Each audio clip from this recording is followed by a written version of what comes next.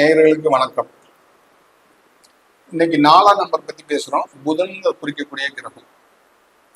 இப்ப 4ஆம் நம்பருங்கிறது என்ன சொல்லுவாங்க, ஜாதகத்துல 4ங்கிறது குடும்பம் அப்படிங்கிறது சொல்லுவாங்க பொதுவாகவே. அது புதனை குறிக்கக்கூடிய கிரகம், 4ஆம் இடம்பாங்க. இந்த 4ஆம் எண்ணில் பிறந்தவங்களுக்கு எந்த மாதிரி ஒரு வாழ்க்கையில ஒரு மாற்றம் வரும், சேஞ்சஸ் வரும் அப்படின்னு எல்லாரும் சொல்லிக்கிட்டே இருக்கிறாங்க. நீங்க இதெல்லாம் நிறைய கேட்டிருப்பீங்க. நம்ம இதை ரொம்ப இது பண்ணாம ஒரு ஷார்ட்டா பண்றோம். நீங்க 4ஆம் நம்பர்ல பிறந்திருக்கிறவங்களுக்கு எந்தெந்த மாற்றங்கள் வரும், எப்படி ஒரு சேஞ்சஸ் வரும் அப்படின்னு நீங்க தெரிஞ்சுக்கீங்க.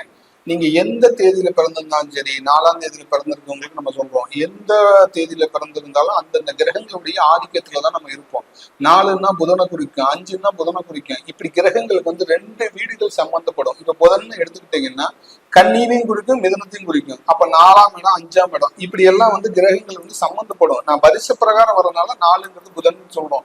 இப்ப இந்த புதன் கிரகங்கள் எப்படி நமக்கு ஆக்டிவேஷனை கொடுக்கும், எந்த மாதிரி நமக்கு பாசிட்டிவ் நெகட்டிவ் கொடுக்கும் அப்படிங்கறத நம்ம சொல்றோம். இந்த வீடியோல பேசும்போது கிரகங்களை பத்தியும் எண்களை பத்தி சொல்லும் போது இந்த 4ஆம் நம்பர் கூடிய எனர்ஜி பவர் எப்படி எந்த மாதிரி இருக்கும் அப்படிங்கறத பாக்குறோம். 4 கேது ராகுவை குறிக்கும். பொதுவா ராகுன்னு தான் சொல்லுவாங்க. நான் 1, 2, 3, 4ன்னு வரும்போது அடுத்த கிரகம் புதனை குறிக்கிறதுனால 4ஆம் நம்பரை சொல்லி கேதுவையும் ராகுவையும் நம்ம மென்ஷன் பண்ணி சொல்றோம்.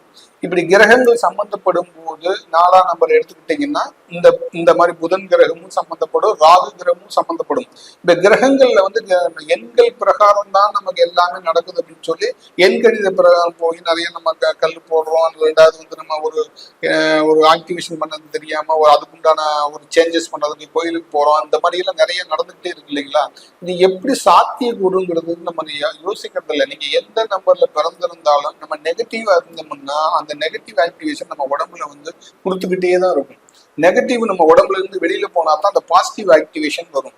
இந்த பாசிட்டிவ் ஆக்டிவேஷன் என்னன்னா, கிரகங்கள் நமக்கு பாசிட்டிவ் ஆக்டிவேஷன் கொடுக்குதா, நமக்கு எந்த மாதிரி நம்ம இருக்கிறோம், நம்ம சூழ்நிலை ஏன் இப்படி இருக்குது, நம்ம பேர் வச்சாச்சு, நம்ம பேரையும் மாத்திட்டா ஒன்றும் நடக்க மாட்டேங்குது, நமக்கு அடுத்த வேலையும் கிடைக்க மாட்டேங்குது, பேர் வச்சா நல்லா இருந்தாங்க, பேர் வச்சிருந்தோம், அதே மாதிரி ஜாதகம் பிரகாரம் தோசை பரிகாரம் பண்ணியாச்சு, அதுலயும் ஒன்றும் மாற்றம் இல்லை, இப்படி எல்லாம் சொல்லிக்கிட்டே தான் போறாங்களே ஒரு மாற்றமும் இல்லை அப்படிங்கிறது தான் இன்னைக்கு நிறைய பேருடைய மைண்ட் செட்.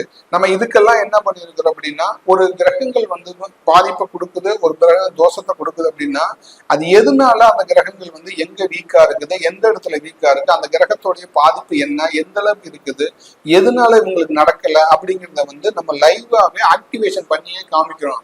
இப்ப நீங்க கிரகங்கள் ஏன் ஆக்டிவேஷன்ங்கிற வார்த்தை நம்ம சொல்றோம்னா, நம்ம ஆக்டிவேஷன் பண்ணி காமிக்கிறதுக்கு உண்டான மெட்டீரியலை வச்சுதான் நம்ம ஆக்டிவேஷன் பண்றோம். இப்ப இன்னைக்கு டூப்ளிகேட்டு நிறைய வருது, ஒரிஜினலும் இருக்குது. இன்னைக்கு ஒரிஜினலை காட்டிலும் டூப்ளிகேட் தான் ஒரிஜினல் மாதிரியே இருக்கு. அப்படிங்கும் போது நமக்கு பலன்னு இருக்கிறது தான் நம்ம விரும்புறோமே தவிர, நமக்கு அது பவர் இருக்குதா, நமக்கு பவர் கொடுக்குதா அப்படிங்கிறது யாரும் இன்னைக்கு இருக்க சுச்சுவேஷன்ல கொண்டு வர்றது இல்லை. பொதுவா நம்ம சொல்றோம், கேட்கிறோம், வாங்குறோம், போடுறோம், அப்படியே போறோம், நடக்கல அப்படிங்கும் போது ஒரு வெறுப்பு வந்துருது. எப்பயுமே கிரக நேரங்கள் எப்படி செய்யும் அப்படின்னு சொன்னா, ஒவ்வொரு கிரகத்துக்கும் ஒவ்வொரு வேலையை செஞ்சுக்கிட்டே இருக்கும். அந்தந்த கிரகங்கள் அந்தந்த இடத்த கொண்டு வந்துகிட்டே இருக்கும். இப்ப நம்ம என்ன செய்யறோம் அப்படின்னு சொன்னா, இப்ப இவரை போய் பார்த்துட்டோம், இது மூலியமா ஒரு பரிகாரம், இன்னொரு பார்த்துட்டோம், அது மூலியம் பரிகாரம், இப்படி நம்ம பரிகாரம் பண்ண மூடுலயே போய் இந்த ஆன்மீகத்துல நிறைய வெறுப்பு அதிகமா இருக்குது. நம்ம கீழே வரும்போது அஸ்ட்ராலஜி கீழே பாத்தீங்கன்னா வேண்டாத ஒரு இதுதான் அதிகமா வருது. ஏன்னா அந்த அளவுக்கு நம்ம எடுக்கிறதெல்லாம், நம்ம பேசுறதெல்லாம் கரெக்டா இருக்கும், சொல்றதெல்லாம் கரெக்டா இருக்கும், மக்கள் மத்தியில போய் நிறைய பரவுனால எது சரி எது தப்புன்னு தெரியாம போறாங்க. இதெல்லாம் நம்ம என்ன பண்றோம் அப்படின்னு சொன்னா, நமக்கு தேவைப்படுதா, கிரகங்கள்னால நம்ம நவரத்னங்கள் தேவைப்படுதாங்கிறத நம்ம ஆய்வு செஞ்சு பார்க்கும்போது நமக்கு தேவைன்னா தான் எவ்வளவு தேவைப்படுதுங்கிறது நமக்கு தெரியும். அந்த கிரகத்துக்கு உண்டான ஆக்டிவேஷன் எப்படி பண்ணணுங்கிறதும் தெரியும். அந்த ஆக்டிவேஷன் பண்ணி காமிக்கும் போது அவங்களுக்கு ஒரு சேஞ்சஸும் தெரியும். இப்ப நம்ம எதுவுமே தெரியாம பொதுவாகவே நம்ம போனோம்னா எப்படி நடக்குது, எது ஒரு விஷயம் நடக்குது அப்படின்னு எப்படி கண்டுபிடிக்க முடியும்? இன்னைக்கு உலகத்துல அப் டு டேட் மாறிக்கிட்டே இருக்கக்கூடிய காலம். இன்னைக்கு அப் டு டேட் ஒவ்வொரு நேரமும் ஒவ்வொரு நிமிஷம் மாறிக்கிட்டே இருக்கு. அப்ப அந்த மாற்றத்துக்கு உண்டான வழியை நம்ம என்ன செய்யணும், நமக்கு ஏன் நடக்கல அப்படின்னா எங்க அந்த தடைகள் இருக்கு, எதனால இருக்கு அப்படிங்கறத நம்ம பார்க்கணும். இப்ப நம்ம என்ன நினைக்கிறப்ப, 7 சனி முடிஞ்சிருச்சா நல்லா இருக்குமா, அஷ்டமத்து சனி முடிஞ்சிருச்சா நல்லா இருக்குமா, இல்ல தசைன்னு நல்லா இருக்கும், இப்படி பாத்தீங்கன்னா வரிசையா பாத்தீங்கன்னா ஒவ்வொரு திசையும், ஒவ்வொரு புத்தியும், ஒவ்வொரு நாளையும், ஒவ்வொரு வரிசையும், ஒவ்வொரு பெயர்ச்சியும் சொல்லிக்கிட்டே இருக்கிறாங்க.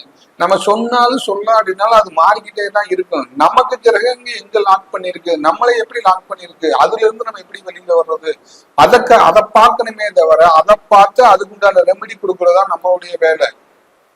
நம்ம வாயில சொல்லிட்டு போற வேலையெல்லாம் கிடையாது. உங்களுக்கு இந்த கிரகத்துடைய பாதிப்பு இருக்குன்னா இருக்கு, இந்த கிரகம் தான் இதோடைய பாதிப்பு இருக்கு, இதோடைய சாட் இருக்கு, இப்படித்தான் இருக்கு, இதனாலதான் நீங்க பாதிப்புல இருக்கு, இது ரிலீஸ் எடுத்துட்டா நீங்க ரிலீஸ் ஆயிடும் உங்களுக்கு லைவா செஞ்சு காமிச்சோம்னா நீங்க அந்த கிரக பாதிப்புல இருந்து எல்லாம் வெளியில வந்துருவீங்க. அப்ப அடுத்தது உங்களுக்கு வந்து சேஞ்சஸ் தெரியும்.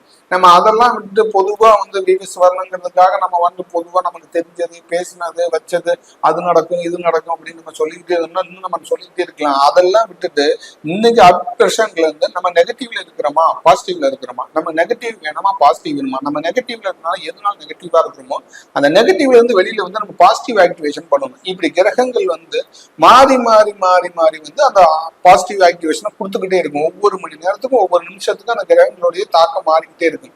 இப்படி இப்ப 4ஆம் நம்பர் சொன்னோம் இல்லைங்களா, அந்த 4ஆம் நம்பர்ல நீங்க நிறைய கேட்டுருப்பீங்க. 4ஆம் நம்பரை பத்தி நிறைய வீடியோல அஸ்ட்ராலஜி என்கிறதுக்கு நிறைய சொல்லியிருப்பாங்க. நான் திரும்ப அதவே புதுசா நான் சொல்லி அதனால ஒன்னும் உங்களுக்கு மாற போறது கிடையாது. எங்க நமக்கு பிளாக் இருந்து அந்த பிளாக்ல இருந்து நீங்க எப்படி வெளியில வரலாம், இல்ல அந்த கிரகநாளத்துலதான் இருக்கிறோமா, இல்ல அந்த சாபத்தினாலதான் இருக்கிறோமா, இதெல்லாம் கண்டுபிடிச்சு இதுக்குண்டான ஆக்டிவேஷன் கொடுத்தா அதுல இருந்து ரெமெடி கிடைக்கும், அதுல இருந்து நம்ம வெளியில வர முடியும் அப்படிங்கிறத நம்ம கண்டுபிடிச்சு ஒவ்வொரு ரிசர்ச் பண்ணிக்கிட்டு இருக்கிறோம். இப்ப இந்த மாதிரி நம்ம நிகழ்ச்சியை அடுத்தடுத்த வீடியோல வரும், பாருங்க, பிடிச்சிருந்தா லைக் பண்ணுங்க. அடுத்த வீடியோல சந்திப்போம். நன்றி நேயர்களே, வணக்கம்.